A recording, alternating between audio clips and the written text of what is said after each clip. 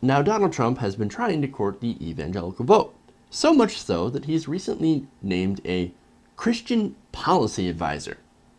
Now, the fact that any presidential candidate in America has a religious policy advisor is scary enough. I mean, that kind of stuff belongs in Saudi Arabia, not America. But of course, it's a Republican Party. No. What makes this even worse is that he has named a man named Frank Amedia to be in this position. Now, Amedia heads up a church called Touch Heaven's Ministries. Now, of course, who is this guy? Well, it turns out he's a religious nutjob who thinks he can stop tsunamis through prayer. You know, Apostle, I think the most amazing encounter I had recently was on March 11, 2011. Many will recall that was the day there was the terrible tsunami in Japan.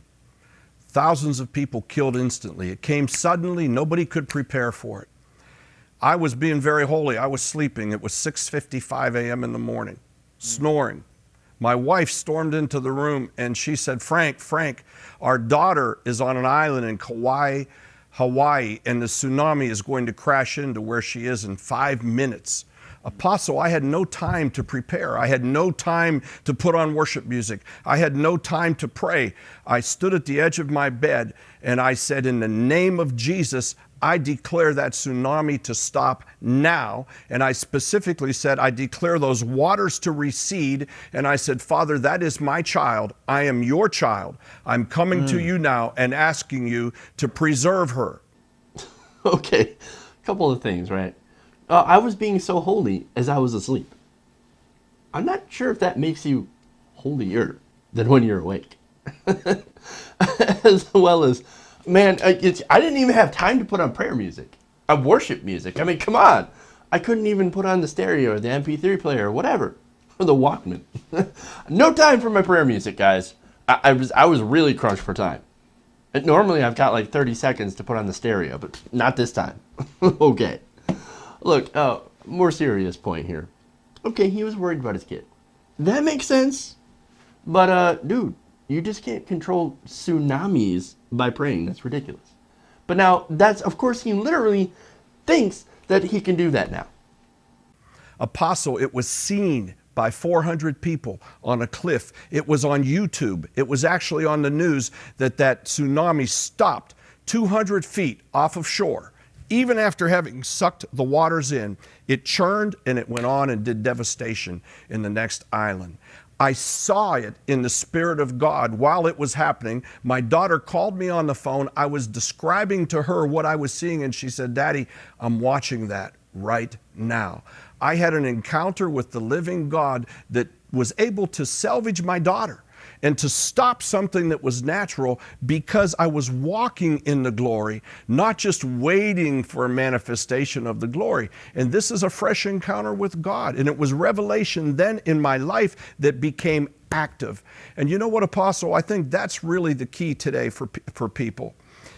Most people react to what comes in life or what the devil throws at them. But we have the authority and the ability to dominate and to act and to change circumstances rather than to react to circumstances.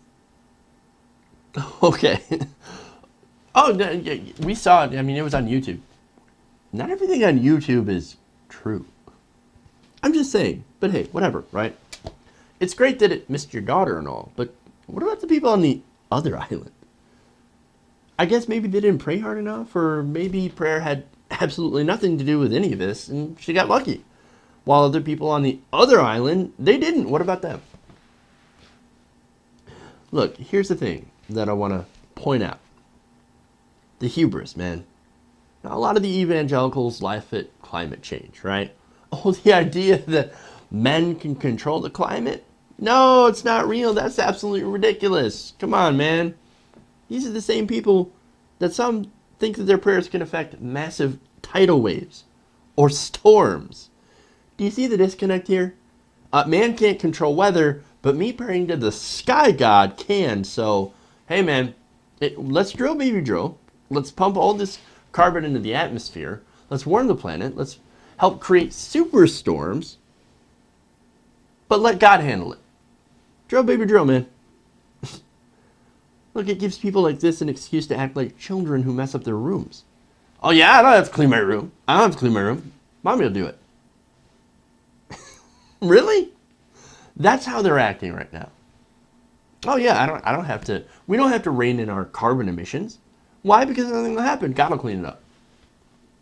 No, that's not how this works. And here's the thing. They want to talk about how millennials don't take responsibility for anything, right? Oh, they don't take responsibility for their actions. They're so lazy, right? They always blame someone else. Well, since the 1970s and 1980s, when ExxonMobil buried its own findings about climate change in order to make a buck, right? And the Republicans covered for it by cherry-picking evidence basically as a way to fool people into thinking that there's no such thing as man-made climate change. So we can all stop worrying and burn them fossil fuels, man. It made Exxon rich. Well, since then, they've refused to take responsibility for the warming of our planet and the destruction that storms, made stronger by the effects of climate change, and the massive heat waves like the one in India, for example, that killed lots and lots of people when they had temperatures over 120 degrees. Well, they don't want to take responsibility for that. And besides, you ask them, be like, oh, what's that, India? Pfft, not our problem. Drill, baby, drill, man. We don't care about India. They're over there. We're over here. Doesn't matter.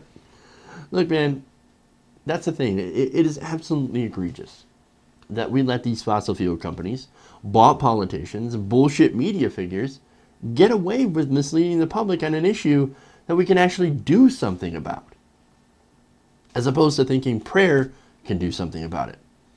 I tell you what, Mr. Media, you go try to stop the next Superstorm Sandy with the power of prayer. I mean, stand right in the middle of it. Pray your heart out. Do it yourself, man, and see how far that gets you. I guarantee it might not get you very far. Well, or maybe it will. Maybe into the next county.